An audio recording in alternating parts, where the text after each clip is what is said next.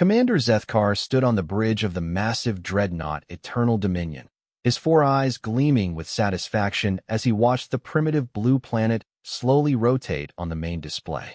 The third planet of this unremarkable solar system had caught the attention of the Valerian Empire not for its beauty, but for its inhabitants' amusing arrogance.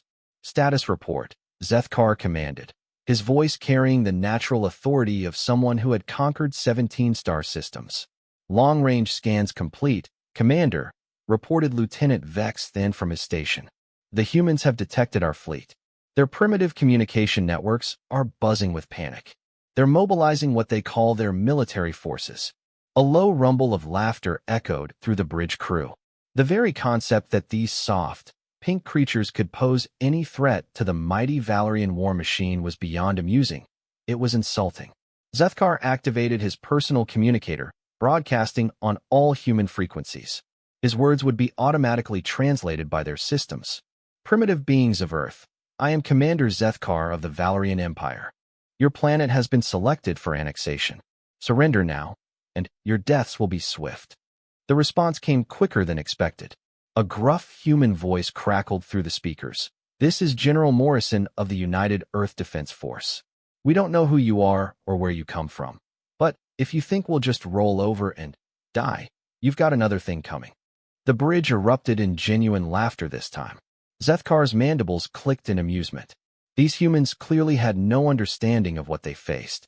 General Morrison, Zethkar replied, his tone dripping with condescension, allow me to educate you about the futility of resistance. Our ships are protected by quantum weave armor plating, forged in the hearts of dying stars. Your primitive kinetic weapons cannot even scratch our hulls. Our personal battle suits are crafted from compressed neutronium mesh. They have never been penetrated by any weapon in the known galaxy. He paused, savoring the moment. We have conquered civilizations that mastered technologies your species won't discover for another 1,000 years. We have faced plasma cannons that could melt through solid titanium, energy weapons that could disintegrate matter at the molecular level, and quantum disruptors that could phase through any known material. None have ever breached our defenses. There was a long silence from the human end. Zethkar imagined their terror as the reality of their situation sank in. Is that so? Came Morrison's voice, oddly calm. Well, that's real impressive. Tell me something. In all your conquests, have you ever faced good old-fashioned lead? Zethkar's expression faltered slightly. Lead? The primitive metal. Bullets, alien boy. Hot, fast, heavy chunks of metal fired by chemical propulsion. Sometimes we coat them in copper. Sometimes we make them hollow point so they expand on impact. Real simple technology. Been using it for about 600 years now. The Valerian commander's confidence returned immediately. You speak of kinetic projectiles? We faced such weapons when we conquered the mining colonies of Kepler 442. Their magnetic rail guns fired depleted uranium slugs at significant fractions of light speed. They might as well have thrown pebbles at our armor. Uh-huh, Morrison replied. Well, I guess we'll find out, won't we? Zethkar terminated the communication with a gesture of dismissal. Begin the invasion. Deploy ground forces to their major population centers. I want this pathetic resistance crushed within the hour. Should we expect heavy casualties among our troops? Asked Lieutenant Vex then. Zethkar looked at him as if the question itself was offensive. Casualties? Against an enemy that still relies on chemical propulsion and metal projectiles? The only casualties will be from our soldiers dying of boredom. The massive Valerian fleet began its descent toward Earth's atmosphere. 300 ships, each carrying thousands of elite warriors protected by armor that had never been breached. Their weapons could level mountains. Their shields could deflect the energy output of small stars. As they approached the major human settlements, Zethkar felt a familiar thrill. This would be just another easy conquest to add to his already impressive record. In a few hours, this world would kneel before the Valerian Empire, and these humans would learn their place in the cosmic order. The first landing craft touched down outside a city the humans called New York. As the deployment ramps lowered and the first Valerian soldiers stepped onto alien soil, Zethkar allowed himself a moment of satisfaction.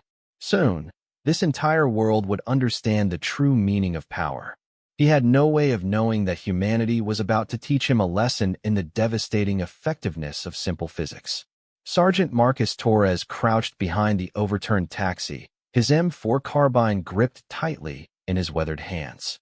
Around him, Times Square had transformed into a war zone within minutes of the alien landing.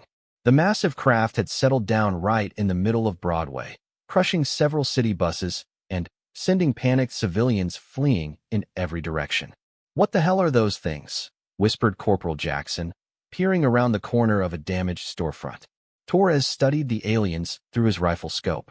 They stood nearly 8 feet tall, covered head to toe in armor that seemed to shimmer with an otherworldly energy. The material looked seamless, as if it had been grown rather than assembled. Their helmets were elongated, housing multiple glowing optical sensors, and their weapons appeared to be some kind of energy projectors. "Ugly sons of bitches, whatever they are," Torres muttered. "Command says they claim their armor is indestructible. We're about to test that theory." The lead alien warrior, designated Alpha by the humans watching from hidden positions, raised what appeared to be a translation device. His voice boomed across the square in perfect English. "Humans of this settlement, you will surrender immediately. Resistance is futile. Our armor cannot be penetrated by your primitive weapons." General Morrison's voice crackled through Torres' earpiece. "All units, weapons free. Let's see how tough these bastards really are." Torres aligned his sights on Alpha's center mass. The alien's armor gleamed in the afternoon sun, looking more like liquid metal than any solid material. He'd been a soldier for 15 years, had faced insurgents, terrorists, and every kind of human enemy imaginable. But this was different. This was humanity's first real test against an alien military force. "Here goes nothing," he whispered, and squeezed the trigger. The 5.56 millimeters round struck Alpha square in the chest. For a split second, Torres thought he'd missed. There was no visible impact, no spark, no indication that the bullet had hit anything at all. Then, Alpha staggered backward, a look of confusion visible even through his alien features. "What the—" Alpha's translator began, but Torres was already firing again. The second bullet punched through the alien's helmet, and Alpha dropped like a stone. Dark blue fluid began pooling around his body. Silence fell over the battlefield. The remaining aliens stood frozen, staring at their fallen leader. Even the humans seemed stunned by what had just happened. Then, chaos erupted. "Impossible!" shrieked one of the aliens. "The quantum weave is impenetrable." But Torres was already shifting targets. His next shot took down another alien warrior, the bullet passing through its torso armor as if it were made of paper. Around the square, other human soldiers began firing, and aliens began falling. "This can't be happening," screamed the alien commander into his communicator. "The armor is supposed to stop everything. How are their primitive projectiles penetrating our defenses?" Dr. Sarah Chun, monitoring the battle from a nearby building, spoke rapidly into her radio. "Command, this is fascinating. Their armor appears to be designed to stop energy weapons and high-velocity particles. But our bullets are too slow and massive. They're not even registering as threats to whatever defensive system they're using." Torres heard her explanation through his earpiece and grinned fiercely. Leave it to human stubbornness to accidentally discover the perfect weapon against supposedly invincible alien technology. While every other species in the galaxy had apparently moved on to energy weapons, humans had stuck with good old-fashioned bullets. "All units, concentrate fire," ordered Morrison. "Looks like we've found their weakness." The battle turned into a rout. Alien warriors who had confidently marched into combat found themselves completely defenseless against weapons they'd considered obsolete. Their energy shields, designed to deflect plasma bolts and particle beams, offered no protection against simple chunks of lead traveling at mere supersonic speeds. Torres watched in amazement as a soldier with an old .50 caliber machine gun cut down 3 aliens with a single burst. The massive rounds tore through their armor plating like it was tissue paper, sending alien warriors diving for cover they'd never needed to seek before. "Retreat," came the panicked alien commander's voice. "All units, immediate withdrawal. The humans have weapons that can—" A sniper's bullet ended that transmission mid-sentence. Within 20 minutes, the square was littered with alien bodies. A few had managed to escape back to their landing craft, but most lay motionless, their invincible armor riddled with simple bullet holes. Torres stood up slowly, still hardly believing what he'd witnessed. Around him, his fellow soldiers were emerging from cover, expressions of amazement and grim satisfaction on their faces. Torres to command. He spoke into his radio. Times Square is secure. Alien ground forces have been neutralized. Copy that, Sergeant. Outstanding work. How many casualties on our side?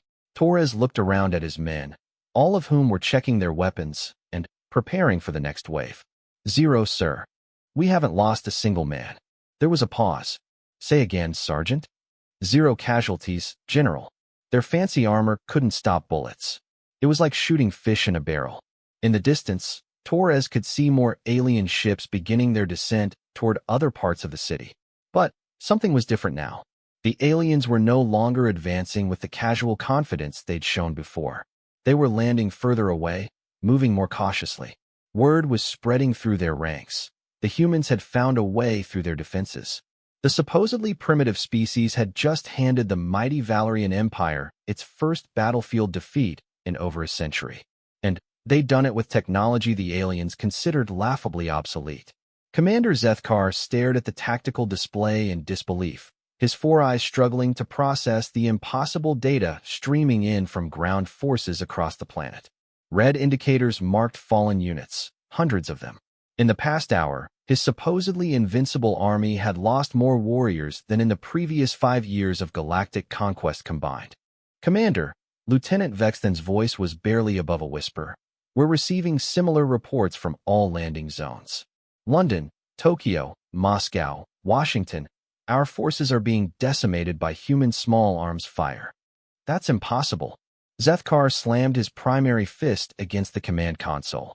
Run a diagnostic on all armor systems. There must be a malfunction in the quantum weave matrix. Sir, I've run the diagnostics 17 times.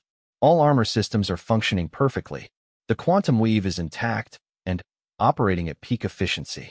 Vexton's voice carried a tremor of fear that Zethkar had never heard before. The human projectiles are simply passing through. Dr. Keeloth, the fleet's chief scientist, approached the command platform with obvious reluctance. His usually steady hands were shaking as he held a data pad containing his analysis. Commander, I've been studying the human weapons based on battlefield recordings. Their projectiles operate on such a primitive level that our armor doesn't recognize them as threats.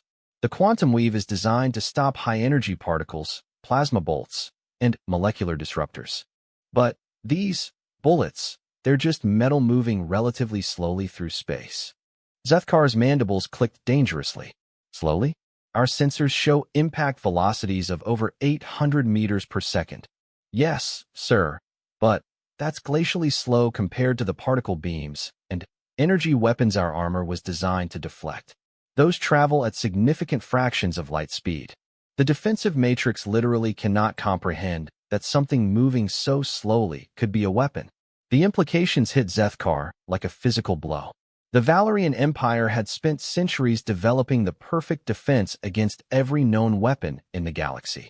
They had anticipated plasma cannons, railguns, antimatter projectors, and quantum disruptors. But they had never considered that a species might still be using chemical propulsion to fire simple metal projectiles. It's worse than that, Commander, Dr. Keeloth continued, his voice growing more worried. The humans have discovered they can use any dense material as ammunition. We've received reports of them firing everything from lead bullets to depleted uranium rounds. One unit reported being attacked with something called armor-piercing incendiary rounds that not only penetrated our warriors' suits, but set them on fire from the inside. A new communication request appeared on Zethkar's display. General Morrison's gruff voice filled the bridge once again. Well, Commander Zethkar, how's that invincible armor working out for you? Zethkar activated the channel, his pride warring with the growing realization of his tactical situation. This is merely a temporary setback. Human, you've exploited an unexpected weakness, but we will adapt. Adapt to what? Simple physics. Morrison's laugh was harsh. You want to know what's really funny? You've been bragging about armor that can stop the most advanced weapons in the galaxy, but it can't stop a piece of lead fired by gunpowder. We've got weapons down here that were designed 300 years ago that can punch holes right through your fancy suits. Impossible. No civilization maintains such primitive. That's where you're wrong, alien boy. See, while you've been running around the galaxy playing with your energy weapons, we've been perfecting the art of making things go really fast and hit really hard. We've got bullets that can punch through 6 inches of steel. We've got rifles that can put a round through engine blocks. Hell, we've got hunters down here with deer rifles that can drop your soldiers from a mile away. Zethkar could hear the genuine amusement in the human's voice, and it made his blood run cold. These creatures weren't just defending themselves, they were enjoying this. Furthermore, Morrison continued, we've been in contact with some of your other victims. Turns out, a lot of civilizations out there might be very interested to learn that the mighty Valerian Empire can be stopped by simple kinetic energy weapons. Amazing how word spreads through those quantum communication networks you're so proud of. The blood drained from Zethkar's face. If word of this weakness spread to the conquered worlds, the entire Valerian Empire could collapse overnight. Rebellions would erupt across dozens of star systems as subjugated species realized that their oppressor's greatest advantage was nothing more than an elaborate bluff. You're threatening the stability of the entire galactic order, Zethkar said, desperation creeping into his voice. No, Commander. We're just defending our home. But, I'll tell you what, I'm prepared to offer you a deal. Zethkar straightened. What kind of deal? Complete withdrawal from Earth's solar system. In return, we won't share the details of your armor's vulnerability with every species you've conquered. Your secret stays with us, for now. The Valerian commander looked around his bridge. His officers avoided his gaze, but he could see the fear in their posture. They all understood the implications. If they continued this invasion, they would face a protracted ground war against an enemy that could kill their warriors with weapons that cost mere credits to produce. And, if they withdrew but the secret of their vulnerability spread, the empire itself would crumble. You drive a hard bargain, General Morrison. I drive a fair bargain. You leave us alone, we leave you alone. But, understand this. Earth is under human protection now. Any future aggression against our world or our people will result in us sharing everything we've learned about your weaknesses with every species in the galaxy. Zethkar realized he had no choice.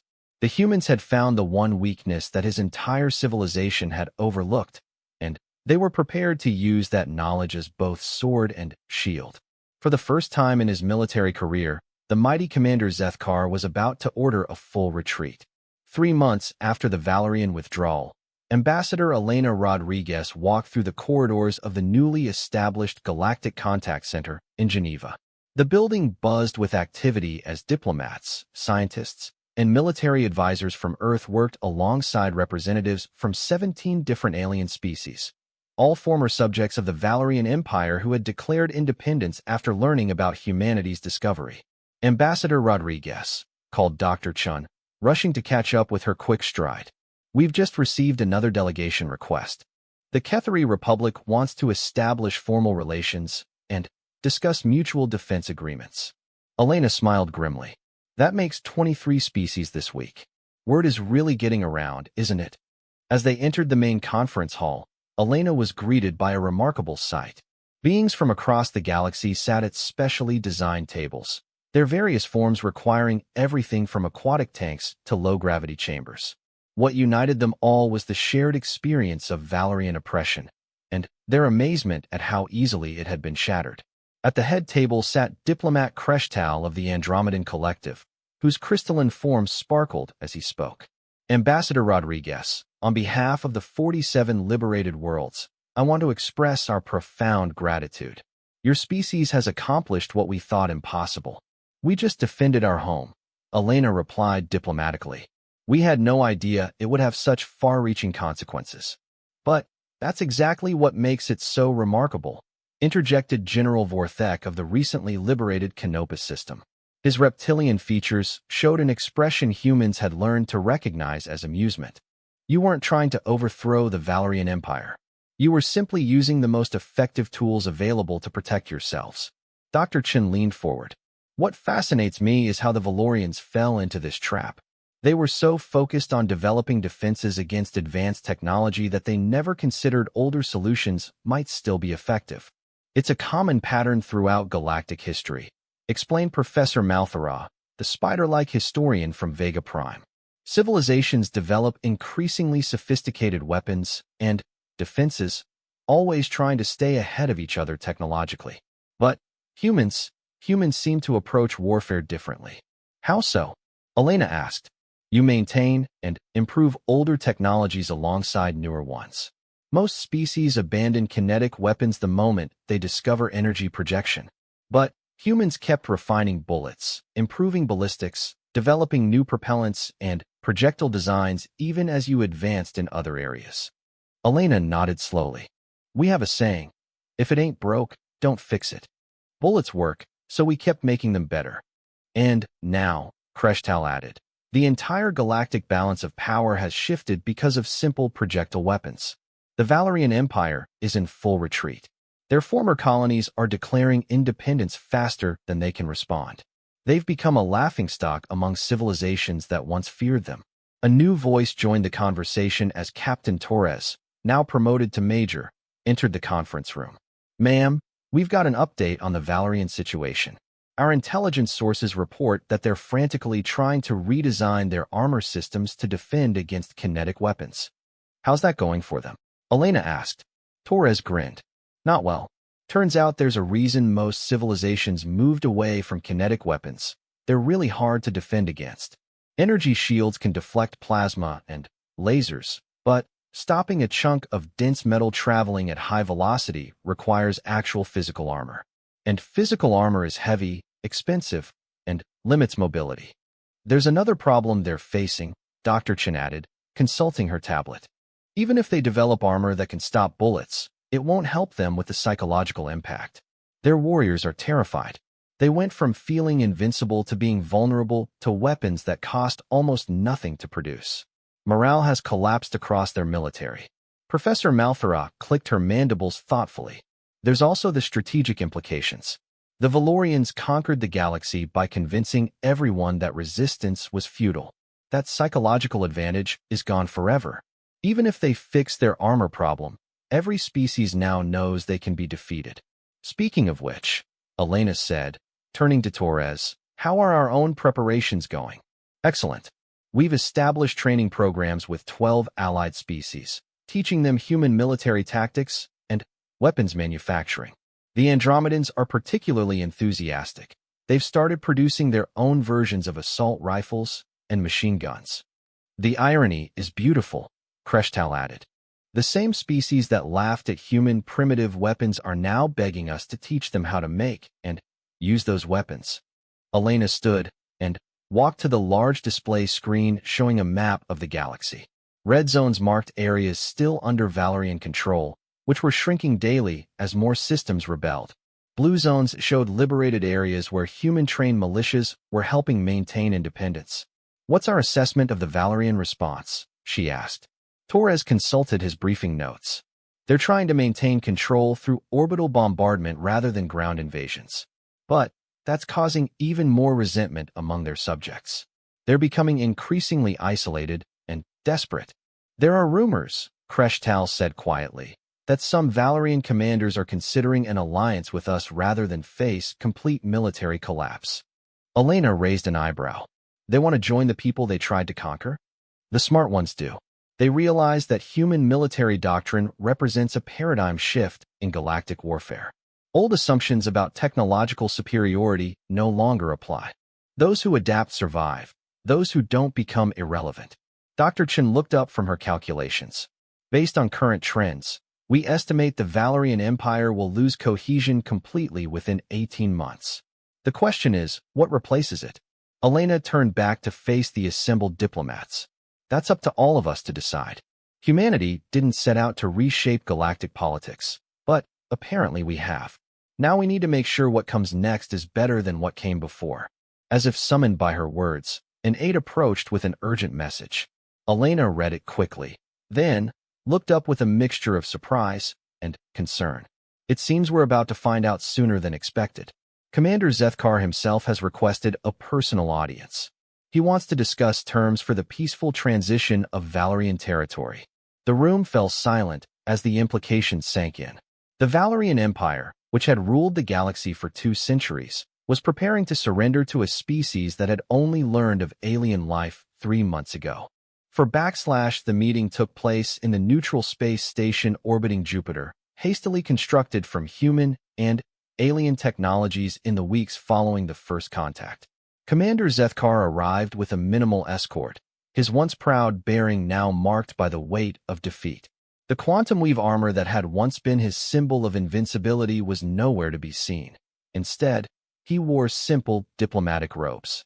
Ambassador Rodriguez studied the alien commander across the negotiation table. The being who had once threatened to destroy Earth now looked like any other defeated general seeking terms of surrender.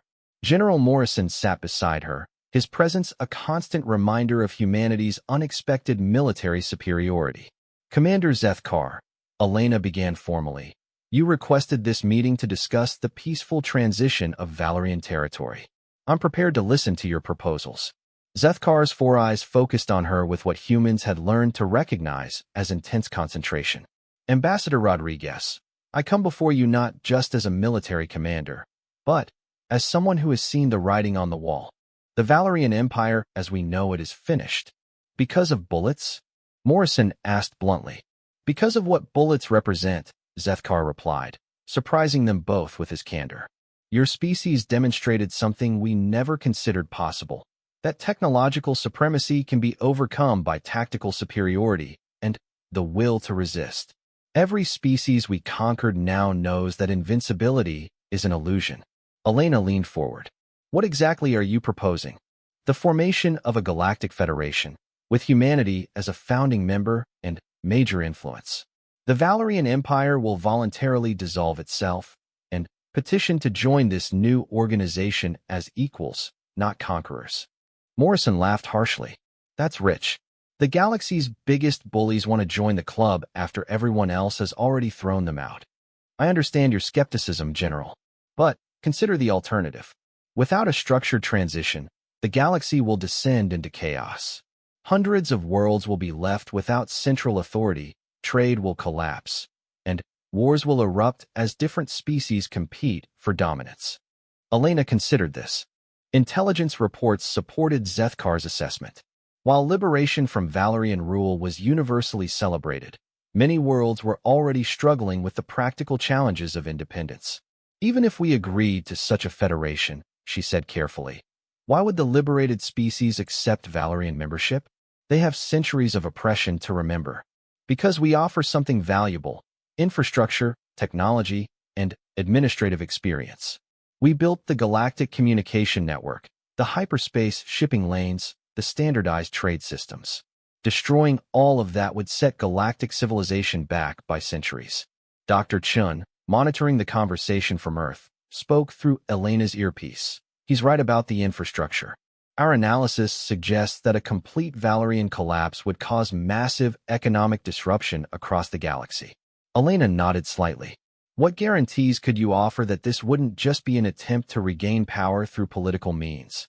Zethkar reached into his robes and withdrew a small device. This contains the complete technical specifications for quantum weave armor, including its weaknesses and potential improvements. I'm prepared to share this with all Federation members, along with our other military technologies. The room fell silent.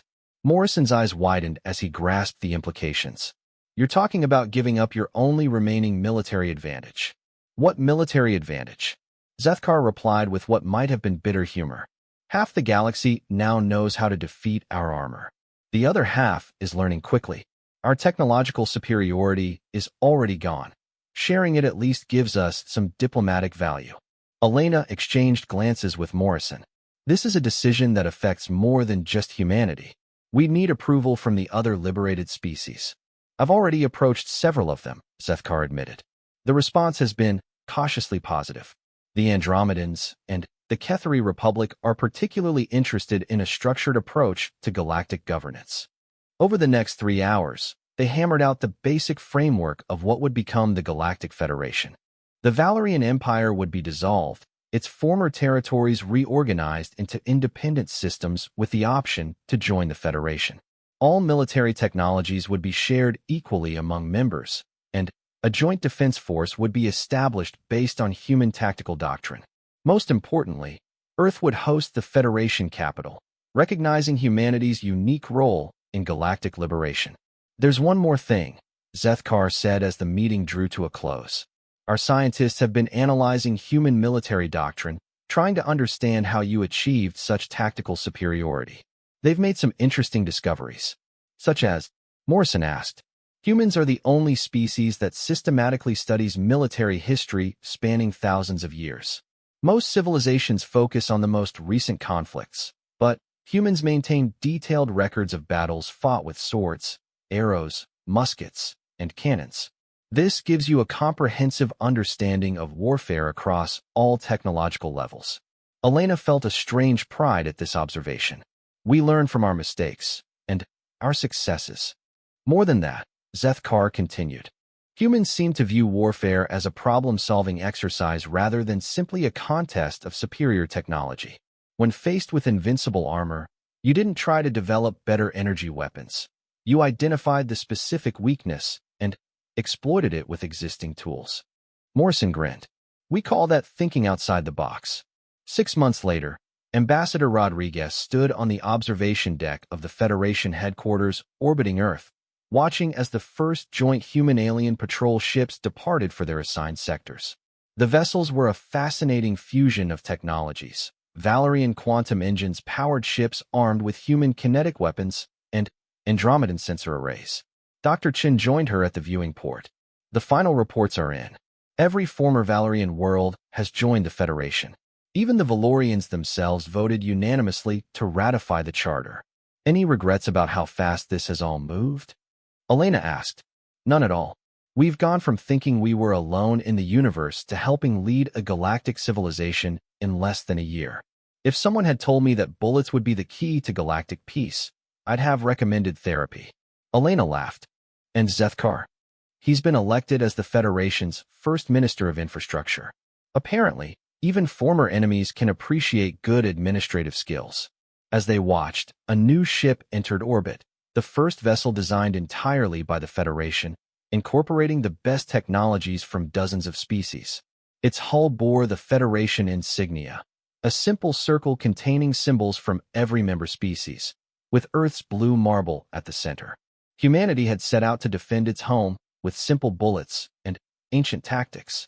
Instead, they had accidentally liberated a galaxy and founded a new era of interstellar cooperation.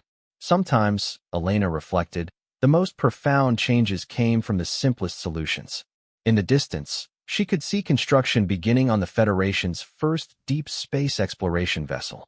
Soon, they would venture beyond the boundaries of known space, carrying with them the hard-learned lesson that technological superiority was no substitute for adaptability, determination, and the willingness to fight for what was right. The universe was about to discover what humanity could accomplish when it wasn't fighting for survival, but reaching for the stars.